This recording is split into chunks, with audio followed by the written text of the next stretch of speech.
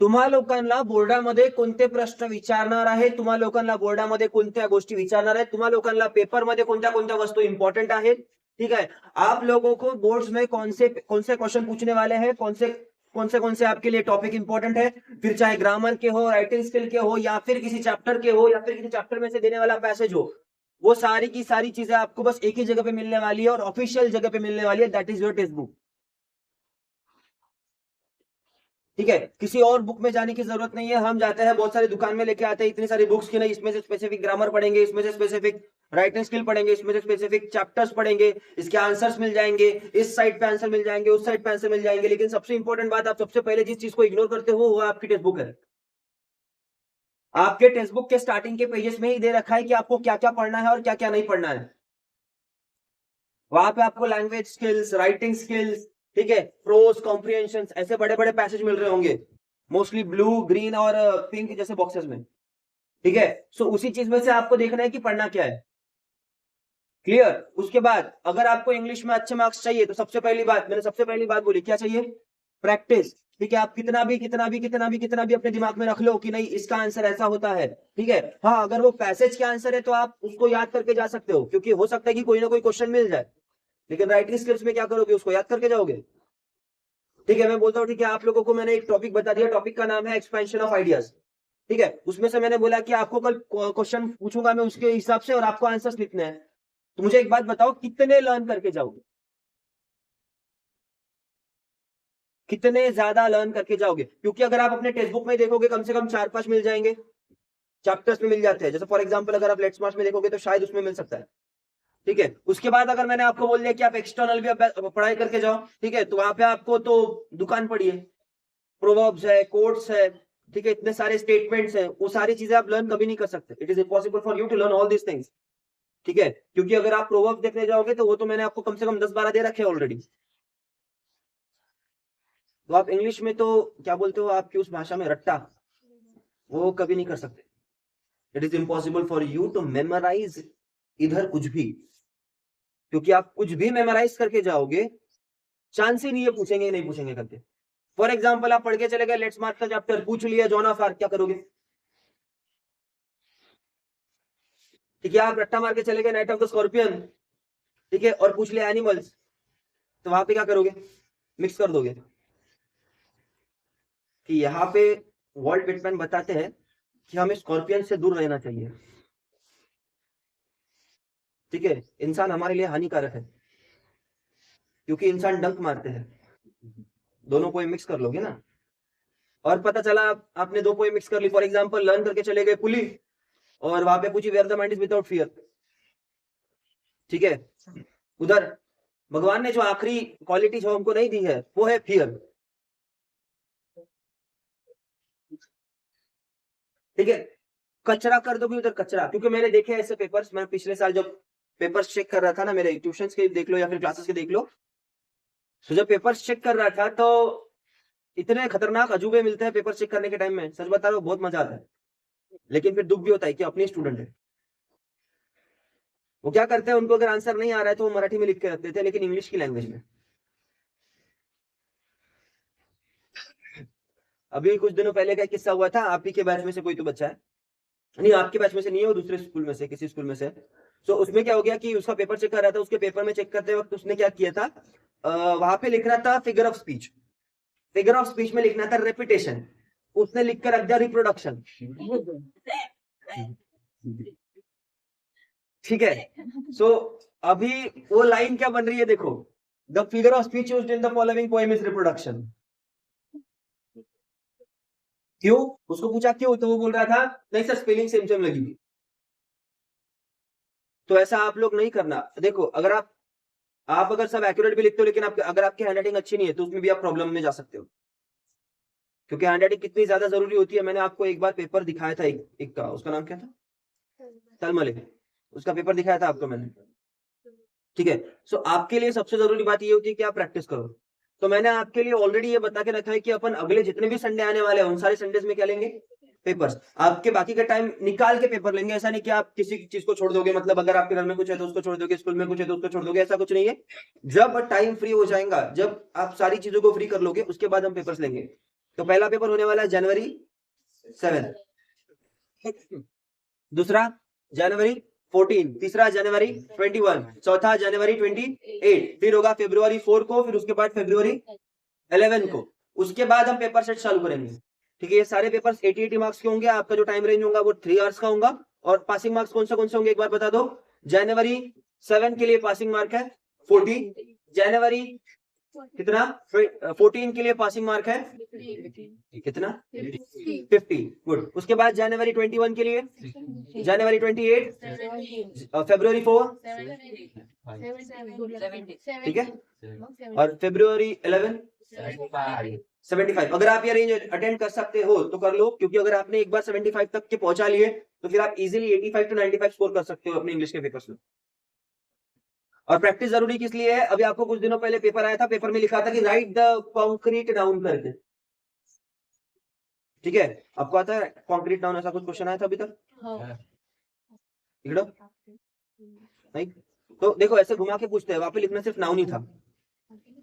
ठीक है, सिर्फ नाम लिखने थे वहां पे और आपने उसका क्वेश्चन में कंफ्यूज हो गए।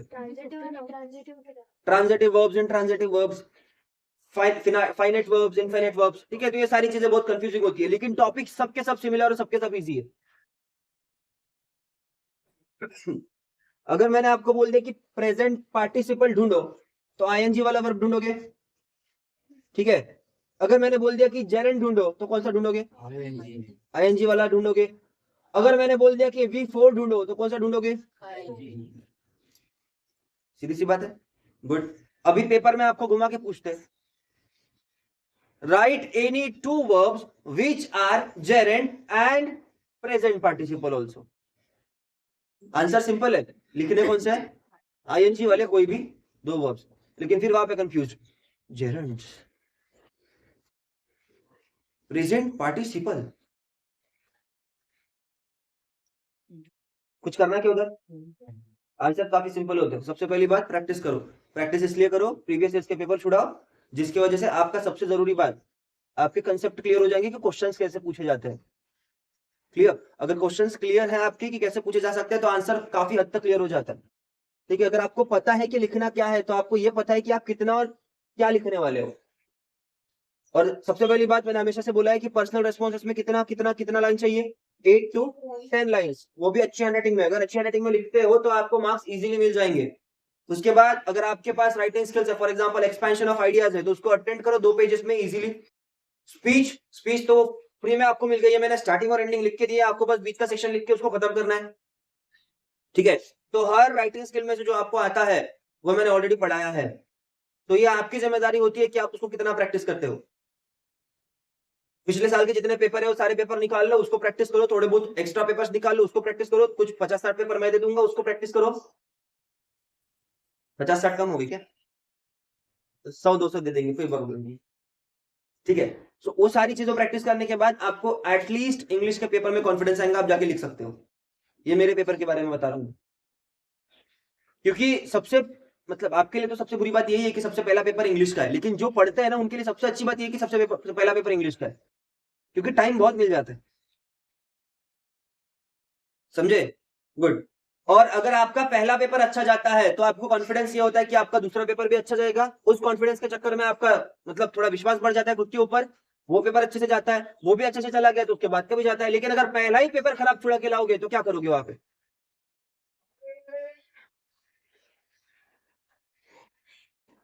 इस जगह की सबसे बड़ी प्रॉब्लम यही है कि आपको बैकग्राउंड म्यूजिक बहुत अच्छे से मिलते हैं। देखा भाई, बुला रहा है कि धमका रहा है पता नहीं चलता। ठीक है, इसके बाद सबसे पहली बात प्रैक्टिस, दूसरी प्रीवियस के पेपर छुड़ाओ, तीसरी किस चीज पे फोकस करोगे? Hand writing. सबसे बड़ी बात तो वही है कि आपकी हैंड राइटिंग छोटी है, उसको थोड़ा बड़ा करो और अच्छे से लिखो, क्योंकि उसमें मार्क्स बहुत जाते हैं। Practice, previous year questions, hand writing, उसके बाद प्रेजेंटेशन। सबसे जरूरी बात प्रेजेंटेशन। ठीक है, फॉर एग्जाम्पल अगर आप बहुत सुंदर दिखते हो और आपने कपड़े फटे हुए पहने हैं जिसके ऊपर पूरे जमाने भर का कचरा लगा है और चल रहे हो ऐसे रेंगते रेंगते, कोई आपको देखेगा भी क्या? फॉर एग्जाम्पल अगर आप किसी इंटरव्यू में चले गए, फॉर एग्जाम्पल अगर आप कोई इंटरव्यू देख लेते हैं, हम बड़ी सी जॉब एक चपरासी के इंटरव्यू के लिए गए आप, ठीक है, अंदर गए, देखते हैं आदमी बहुत सुंदर है, कपड़े पूरे खराब है, ठीक है, नाखून बड़े हुए हैं, दांत है खराब खराब है पूरे, उसके बाद वो उसके बाल तेरे नाम चल रहा है इधर उधर, ठीक है, उसके बालों में उतनी मतलब क्या बोलते हैं डायरेक्शन दे रखी है जितनी एक पेड़ की ब्रांचेस में होती है, ठीक है, तो वो सच में आपको कोई सिलेक्ट करेगा क्या? भले ही आप कितने भी विद्वान हो, सबसे जरूरी क्या होता है कि आप कैसे दिखते हो, क्योंकि first impression is the last impression. अगर आपका पेपर का पहला ही पेज ऐसा पूरा खराब दिख रहा है तो वो तो आखिर तक खराब ही है ऐसा सोचेगा, ठीक है। तो इसलिए ये कुछ बातें हैं जो अच्छे से ध्यान में रखना जरूरी है। नंबर 1 इट इज प्रैक्टिस करते रहो। नंबर 2 प्रैक्टिस क्यों करना है सबसे पहली बात तो ताकि क्वेश्चन समझ में आ जाए कि कौन सा क्वेश्चन आ सकते हैं और किस प्रकार से आ सकते हैं। नंबर 2 प्रीवियस ईयर्स के क्वेश्चन पेपर छुड़ा लो, ठीक है, इससे आपको एक अंदाजा मिल जाएगा कि क्वेश्चन कैसे पूछते हैं। Number 3 hand writing. Number 4 presentation. और आखिर में विश्वास रखो कि जो पढ़ा है वो आने वाला है, कॉन्फिडेंस, ठीक है। हम उस टाइम के बच्चे हैं जो अगर हम पेपर छुड़ाने जाते थे ना तो हम ये सोच के जाते थे कि हमको सब कुछ आता है, भले ही कुछ नहीं आता है लेकिन सब कुछ आता है। इस चक्कर में हम आंसर्स लिख के आते थे, वो कुछ भी लिख के आते थे लेकिन लिख के तो आते थे, ठीक है। तुम्हारा पॉइंट यही है कि कोई भी क्वेश्चन को विदाउट आंसर दिए छोड़ना नहीं। इसका मतलब ये नहीं कि आपको ये पूछा कि ताजमहल क्या है तो आप बता रहे हो मेरे दादी का घर, ऐसा नहीं, ठीक है। कुछ ना कुछ लिख के आओ, मतलब कुछ भी मत लिख के आओ लेकिन कुछ लिख के आओ, क्योंकि पिछली बार ऐसा हो गया था कि बोर्ड में नहीं किया, कुछ पेपर्स में कुछ प्रॉब्लम हो गया था तो उनको फ्री में मार्क्स मिल गए थे उन बच्चों को जिन्होंने आंसर्स अटेम्प्ट किए हैं। जिन्होंने क्वेश्चन नंबर ही नहीं डाला उनको मार्क्स क्यों दे? हमको कैसे पता कि उनको आता है कि नहीं आता है करके? इसलिए जो आता है उसको अटेम्प्ट जरूर करो, थोड़ा तो भी करो लेकिन करो, ठीक है। और सबसे पहले और सबसे जरूरी बात प्रैक्टिस चालू रखो, क्योंकि विदाउट प्रैक्टिस आपको कॉन्फिडेंस नहीं आ सकता। और मैंने बोला ना माइक सिस्टम खराब है। और अगर आपको कॉन्फिडेंस नहीं है तो आप पेपर छुड़ा सकते हैं, और यही रीजन है कि आपके पेपर्स अच्छे जाते हैं, ठीक है। सबसे पहली बात प्रैक्टिस, फिर प्रीवियस ईयर क्वेश्चंस, फिर हैंड राइटिंग, फिर प्रेजेंटेशन, और कुछ भी छोड़ना नहीं। क्लियर रहेगा? इतना कर लेना, इंग्लिश का पेपर बहुत अच्छा जाएगा। अभी भी आपके पास अप्रोक्सीमेट मेरे हिसाब से कितने दिन बचे? जनवरी का महीना कुछ कुछ बचा है। फॉर एग्जांपल आज की तारीख कितनी है? 4, ठीक है। तो अप्रोक्सीमेट 70 दिन तो बचे ही होंगे, ठीक है। नहीं कम बचे, उल्टे कम बचे, क्योंकि मार्च के महीने में पेपर शुरू होते हैं। फरवरी इस बार 28 का है, 28 प्लस 60 के आसपास बचे, ठीक है। सो बहुत ज्यादा टाइम बचा है अभी भी। हाउ आप दिन के हिसाब से देखोगे तो बहुत कम है, लेकिन आप आवर्स के हिसाब से देखोगे तो बहुत ज्यादा है। अगर आपने मैनेज कर लिया तो अच्छा खासा परसेंटेज अभी भी निकाल सकते हो। अगर मैनेज नहीं कर सकते तो फिर आप पढ़ाई छोड़ दो, क्योंकि आप कुछ नहीं कर सकते, ठीक है। तो ये मेरा चैलेंज है आप लोगों के लिए। अगर आपने इस बार के पेपर्स में अच्छे परसेंटेज निकाल लिए, जो पेपर सेट होने वाले हैं, तो आपको इजीली आपके बोर्ड्स में अच्छे परसेंट आ जाएंगे मेरे सब्जेक्ट में, ठीक है। वो अच्छे से लिख के जाना पड़ता है, नहीं तो बच्चा फिर अगर मार्क्स नहीं मिले तो ट्यूशन के सामने तलवार लेके आएगा, बाहर निकल, ठीक है। सार्थक आता है कभी कभी मेरे घर के सामने, क्या बोलते वो, झाड़ू लेके,